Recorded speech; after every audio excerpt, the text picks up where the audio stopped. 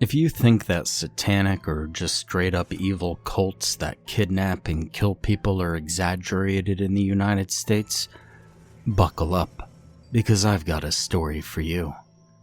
For the purpose of this story, I'm gonna call myself Drake, both because I want to hide my identity, and I think Drake is a cool name. That said, the reason I'm not giving my real name is because what I'm about to tell you is still part of an ongoing KBI investigation. And for those who don't know, KBI is the Kansas Bureau of Investigation. They're like the FBI, but just for Kansas. But they also work with local law enforcement more than their federal peers. About 7 or so years ago, I was backpacking in an area of southern Kansas, near a small city close to the border of Oklahoma. I wasn't on any prescribed trail, and I had pretty much planned to camp out in the woods, rather than return to the city. I'd also never been hiking out that way before, so I was exploring an area new to me. Some people call what I was doing boondocking, but I just call it backpacking. Anyway, I'm kind of out in the middle of nowhere, southern Kansas, and I'm going at a pretty damn good clip. I like to keep moving as much as I'm able, and often do so pretty fast, just for the enjoyment of it, but I sometimes get carried away, and this was one of those times. Now mind you, I'm not at all advocating hiking this way. It's dangerous, and it can easily get you killed. But I've been doing it for so long, I just don't see myself stopping now. At any rate, I'm following this creek I found, really more of a babbling brook, honestly, when I see a structure in the distance. I get a little nervous and excited at the same time. You see, doing this kind of, exploring, you encounter all kinds of stuff. I've found abandoned houses and farms, hell, even whole towns. One time I found an entire apartment building out in the middle of nowhere.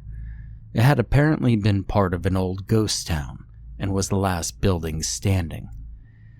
You are also likely to run into trouble as you are anything interesting, or even anyone friendly. Honestly, outside of a couple noteworthy interactions, most of my encounters with people in the wild have been more or less distressing in some way.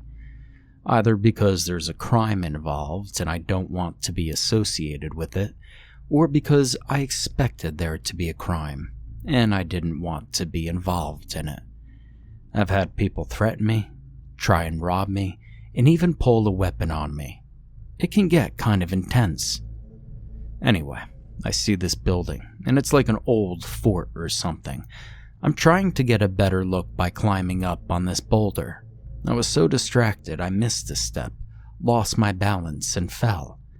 It's happened before, probably happen again. If I had a nickel for every time I've fallen while hiking, I'd be able to buy lunch. Well, nickel doesn't go as far as it used to anyway. At any rate, I'd hurt myself, but not terribly bad. Twisted my ankle, banged up my arm, and I got a nasty cut on my forehead. It wasn't pretty and it wasn't fun, but I also wasn't dead, so that was good. I got myself up, and limping, I headed back down the creek a bit to where I'd remember seeing this wide, shallow spot, and sat down at the waterline to soak my foot a bit and assess the damage. My ankle was fine, it just hurt. No sprains or broken bones, and the cut on my forehead is also just that, and it just kind of hurts. I keep a first aid kit on me when I do this, and it came in handy that day. More than once, actually. I cleaned my wound, put some polysporin on it, and called it good. My arm was another matter, though. It wasn't broken or anything, but I'd landed on it hard, and I could tell it was just bruised really bad, which was fine. I could keep hiking as long as I don't bang it or injure it further. Now I want to say this is the point where, on paper, I should have just called it quits. You fall, you hurt yourself at all, you should just go home. But I'm stubborn. more in my element outdoors, and I was way too interested in that odd building I saw to turn back. I licked my wounds, soaked my ankle a bit, picked myself up, and I kept going.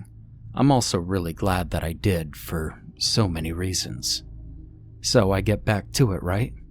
I'm heading back down the creek, and I get to that big boulder.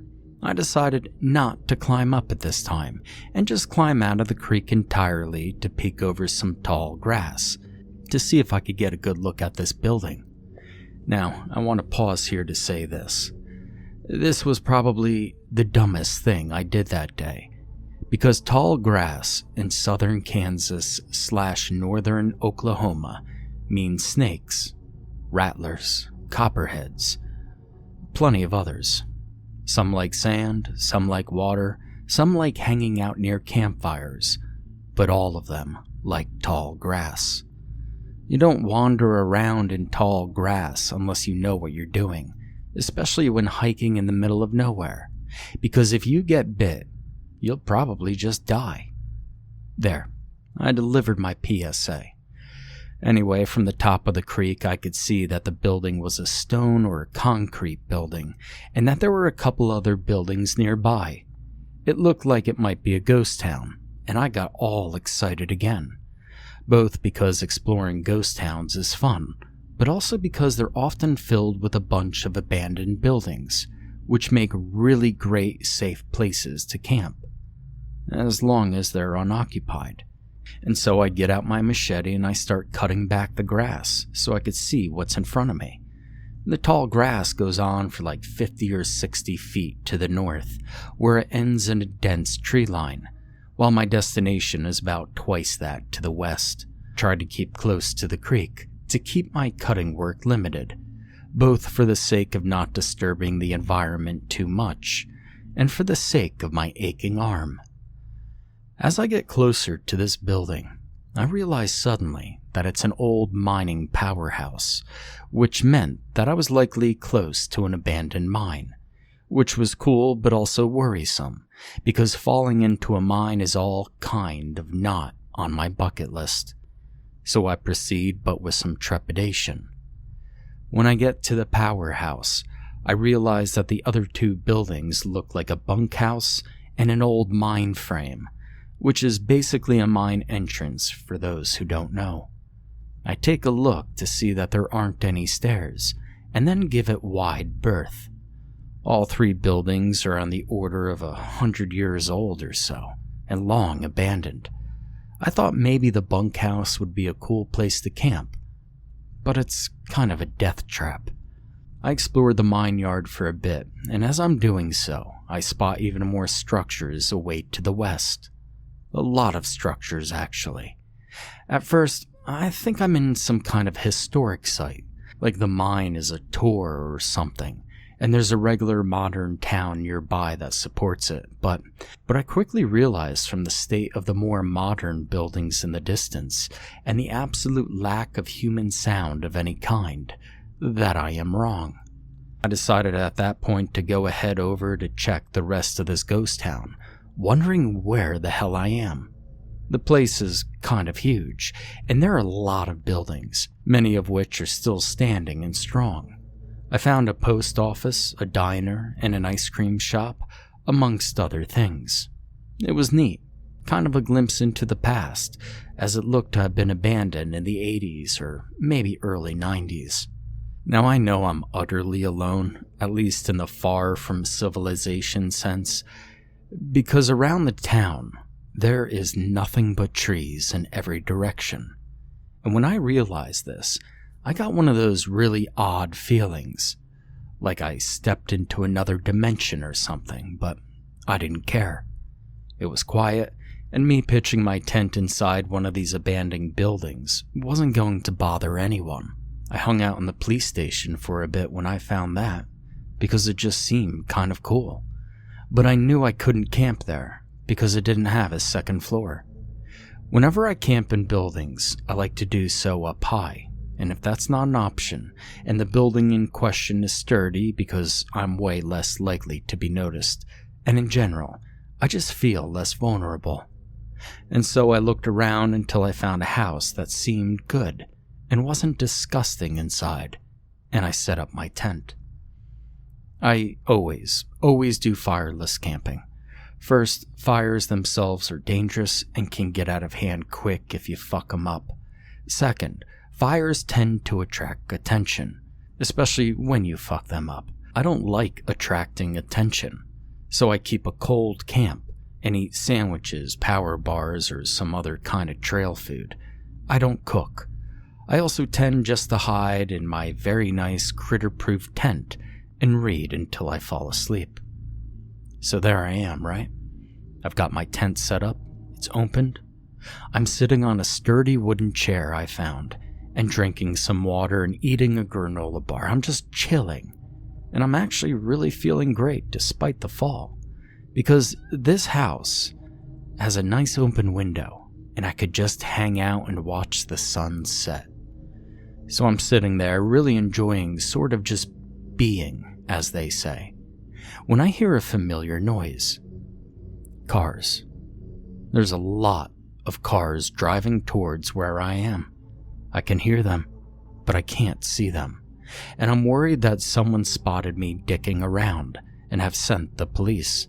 And so I start to pack up and leave when I see 4 old-ass pickups pull right into the overgrown parking lot of the school across the street from the house I'm in. They're led by a black Escalade and are leading a shit-brown van. Now I'm astonished to say the least and utterly curious, so I just stay as still as I can, because they're so far away, they probably won't see me at all, unless I move. And then, like 20 people, at least, pull out of these vehicles. All of them look scarier than hell. Shaved heads, tattoos, the works. The guy who gets out of the Escalade is dark-haired, dressed in all black, and has 4 guys who get out with him, all standing like they're his bodyguards. Now these guys stand outside of the school and talk for like 15 minutes, and I think I'm witnessing some kind of drug deal or something. That's when one of the guys who got out of the van, who I noticed was one of only 3 Latinos in this whole group, nods and walks back over to the van he got out of with the rest of the guys from the van following. They open up the back, and a kid, who couldn't have been more than 17 years old, jumps out.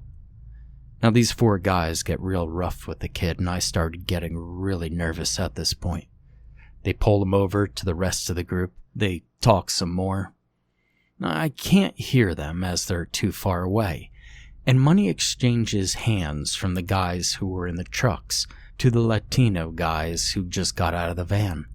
The van guys get back in said van and speed off. Then the guy wearing all black gestures to the skinheads, and they drag this kid into the school, and he just starts screaming. Sorry, I need to take a minute here. That boy's screams really messed me up. It was like he knew what they were planning. I didn't, mind you. Not at this point. But when I heard the way he was screaming, I knew it was something very, very bad. This is the part where I tell you that I'm not the kind of person that goes sticking his nose into other people's business, and that I tried to keep my distance and got pulled into whatever, but that would be a lie. I am nosy as shit. I want to know. I'm way too curious to leave things alone. Screw it. I admit it. I involved myself, and I did it on purpose. Now, I thought about calling the police, but there were a couple of factors that made that almost pointless. First, I had no idea where I was. You know, that's kind of the point. I had a vague notion that I was south of the Kansas-Oklahoma border, but that's about it. And second, I had no idea how long it would take the police to get there, and a lot could happen while I waited. Third, and kind of critical to calling the police, my phone had no signal. So it was just me, no one else. It felt, and I'm not going to lie, at the time, it felt like I was meant to be there, Like everything that happened that day had led me to being there at that exact moment to witness this. Even the fall I had. If I hadn't stopped to take care of my ankle, I might have been hiding in my tent when they showed up, or found the house way later. I was in the right place at the right time. I'm not really faithful, but that's what I believed then, and I still believe it. I'm not what many would call a tough guy either. I wasn't in the military, I don't have any police background. Well, I guess I should say that I didn't at the time this took place. Anyway, I don't fight for a living, and I try to avoid that kind of thing because, I enjoy living. I know a bit of judo, I carry a hatchet, and I'm smarter than I seem, but that's about it. I had no idea what I was going to do about what was happening here, and I was pretty sure I was going to get killed. But again, when that kid screamed, I wanted to hurt whoever was making him that afraid. No one that young should ever be that afraid of anything. I weighed the variables for a minute as I packed up all my shit and headed down the stairs and out the back door, so as not to be seen. There were 4 less of them now, which made the odds better, but not by all that much. Not that I thought I was going to go over there and fight them or something. And that's when I kind of got a stupid idea, especially in hindsight. I wanted to get a better look at what was going on, especially as it was just getting darker, and I wasn't going to be able to see well soon enough. So I crept through a couple of yards to get a better look at the parking lot.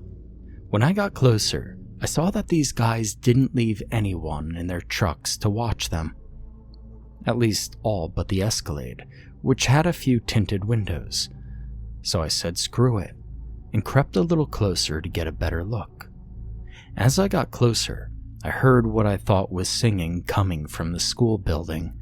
I figured that they put on some loud music to cover the sounds of whatever they were doing to the kid. I tried to ignore it and looked inside each of the trucks that were there, hoping that one of these guys left the keys inside of one of them. As luck, or I guess stupidity would have it, 3 of them were just sitting there with the keys inside. So I stole a car. I got into the truck closest to the Escalade, I turned on the ignition, and I waited. All the windows in the school were boarded up, so it wasn't likely that anyone would see me from inside. But I was worried about being heard. If I saw anyone come outside in response to the car coming on, I resolved to just flying out of there and drive until I got to a town with a police station.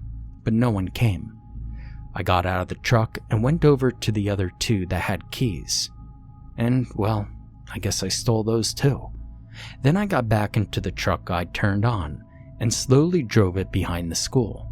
I was hoping that there was some other way inside, maybe a back or a side door or something, but all I saw was that the back windows on the 2nd floor weren't boarded up.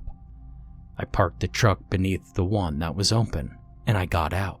Now I'm sitting there, right? I've already kind of passed the point of no return, The whole time, I'm out back. I could hear the sounds of what I thought was music or singing, and I realize that's not what it is at all. It's chanting, rhythmic, guttural chanting, and it scared the living shit out of me. But I've made a couple of decisions here that I can only kind of undo if things don't go south fast, which they probably will. So I figure screw it. Let's go all in. Push those chips in. That's what I was doing.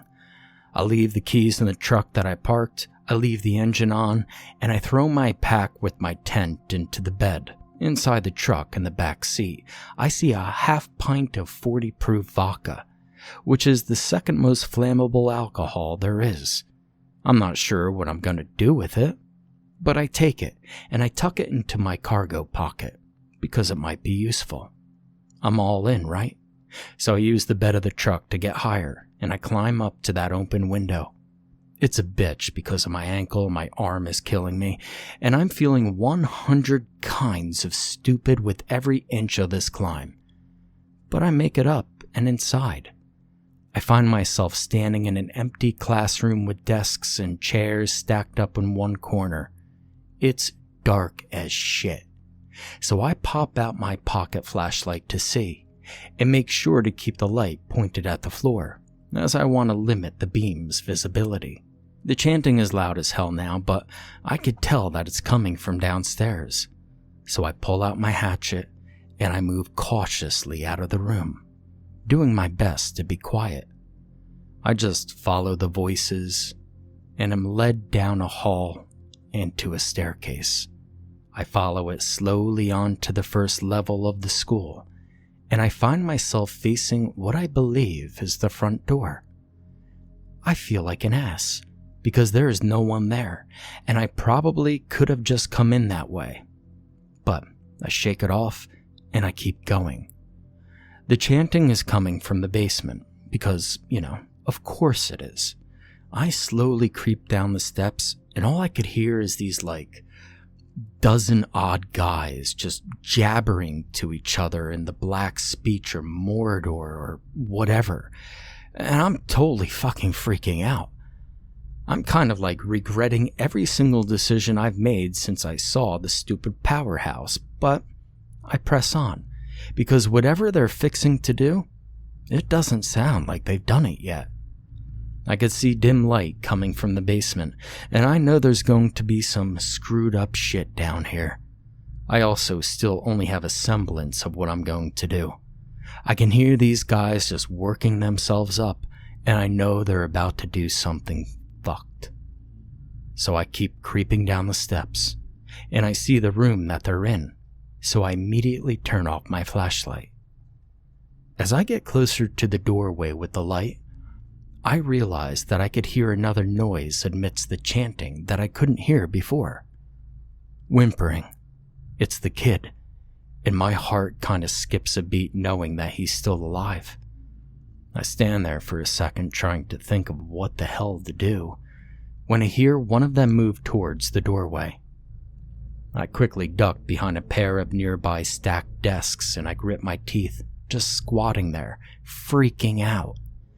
The guy comes out into the hall, walks right past me, grabs something from the cabinet or alcove set in the wall, and walks back.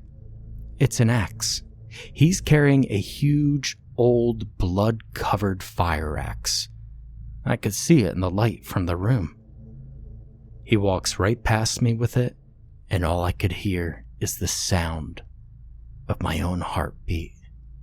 Now at this point, I am suddenly laser focused, but I'm panicking at the same time. I'm going through scenarios, and at one point I decide I'm just going to run in there and slam my axe into somebody's fucking head. But then something catches my eye. The alcove where this guy just took the axe from, it's an emergency fire spot where fire extinguishers are stored. Back in the day when we didn't have to worry so much about idiot kids, they used to keep fire axes in there as well, for firemen to use. Just to the right of the alcove is how I'm going to clear this building. I get up, I creep over to the wall, and I reach up to pull down the little clip for the fire alarm. There was no guarantee it was going to work, but it was the best option I could see. As my fingers pull down on the clip, the whole damn school fills with loud, piercing fire alarms that practically make me deaf. I immediately flip the clip back up and go back to my hiding space. After a moment, all the skinhead guys and the 4 guys who came with the dude in black all file out of the lit room and head upstairs. Once they're all up there, I creep over to the doorway for the lit room and almost throw up. The whole room is painted black, except for the crazy-ass satanic scrawl that's literally all over the room in white. On a table in the center of the room is the kid I watched them drag into the building earlier. He's tied to the table. He's got a gag in his mouth, and the look in his eyes broke my damned heart. The dark-dressed guy is in the room as well, and when he sees me, he shouts. But he might as well have been singing Dixie, because no one was hearing shit over the alarm. I run into the room and just bum rush this fucker, but with limited success. You see, he pulls out a knife and I swipe at him with my axe. He's screaming some murderous shit at me, but I only half hear it because of the blare. I manage to crack him in the arm with the blunt side of the axe, and he drops the knife. I immediately turn and use my really sharp Spyderco pocket knife to cut one of the kid's bonds free, then hand him the knife, and because he's a smart kid, he does the rest.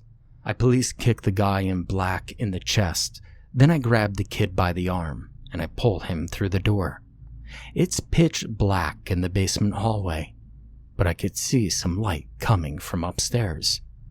We run for the stairs and dart up them, but the minute we're on the first floor, I see two guys up in the hall who immediately spot us.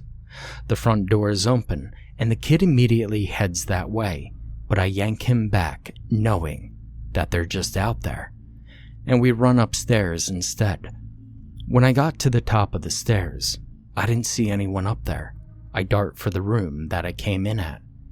Now, I cannot express to you the relief I felt when there was no one in that classroom. I slam the door shut and I topple over one of the stacks of chairs in front of it, pointing the kid to the window as I do. He gets the idea and climbs out the window, and does a hell of a lot better than me when I follow. We get to the ground, and when I get into the truck, he does too. I put that thing in reverse and floor all the way back to the Escalade. When I get there, there's only two guys in the parking lot that I could see, and they're close to the furthest truck, so I chance something that I think wound up saving our lives in the long run. I jump out of the truck, grab my Spyderco again, and jam it into the tire of the Escalade as hard as I can. The pop from the tire is loud as hell, and it draws attention, but I'm already out on the road. I floor it the hell out of there, and I don't look back. After about a minute, I see headlights, and I realize that that last truck still had a driver with keys. I just gun the engine as much as it'll give. Now, next to me, this kid is going off in Spanish, which I, of course, only understand like every third word of. There's a lot of vámonos, gracias, and diablos, and I pretty much get the gist, but shit, is he talking fast. The truck behind us is gaining, but not by a lot, and I dared to hope that maybe I just picked a better vehicle. We finally hit a town, and I drive fast the whole way, and the truck peels off and disappears.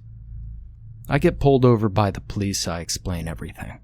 I'm expecting to get arrested, but they seem to know something about what's happening. And a ton, I'm talking a shitload of cop cars from multiple departments, tear ass back the way I came from, while I'm talking to the officer that had stopped me.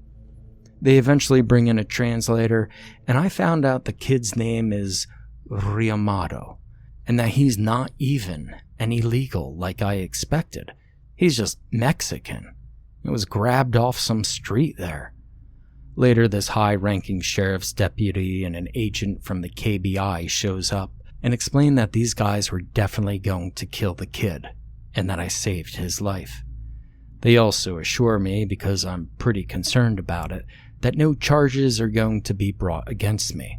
That deputy said that pulling that fire alarm was the smartest thing I could have done, because it alerted that area's fire department, and the school was almost immediately surrounded by emergency services. Now, I can't really go into much more detail than that, but I also know a little bit more aside from specific details, like where exactly I was, which I did actually learn, and who the guys at the school were. I could tell you that they were terrible fucking people, in my opinion. Can just fucking die and make a world a better place, honestly. They will, most of them anyway, be spending the rest of their lives in jail.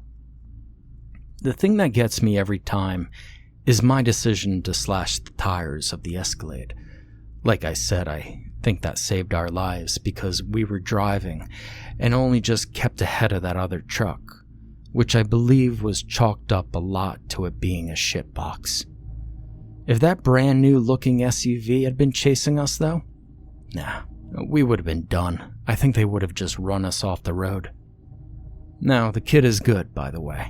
He's back with his family in Mexico, and his mom actually wrote the KBI a letter for me, which I still have. So, that's my story. Cults are real. So if you're ever boondoggling or backpacking or even just hiking alone in the US, don't do what I did. Take a gun with you, because you just don't know who or what the hell is out there.